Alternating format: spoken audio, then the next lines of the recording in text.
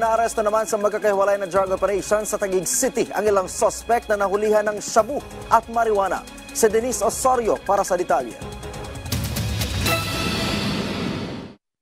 Timbog sa drug operation ng Taguig PNP ang 54 years old na lalaki nitong Martes ng gabi. Nasabat sa high-value drug suspect ang higit sa 50 gramo ng shabu na may street value na 357,000 pesos.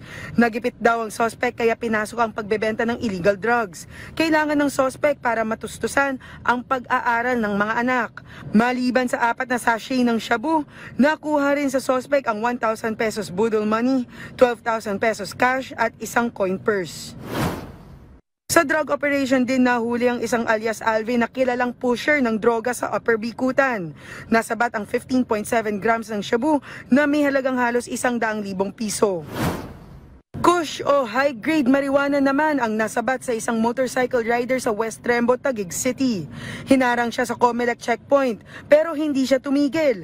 Ayon sa Taguig City Police Substation 11, matarik, makipot ang daan at umaambon pa kung kaya't nadulas at nahulog ito mula sa motor. Nasamsam ang 1.5 gramo ng pinatuyong high-grade marijuana. Lumabas sa investigasyon na nasa impluwensya ng droga ang suspect ng malambat. Maharap ang 3 nahuling suspect sa kasong paglabag sa RA 9165 o ang Comprehensive Dangerous Drugs Act of 2002. Denise Osorio para sa Pambansang TV sa Bagong Pilipinas.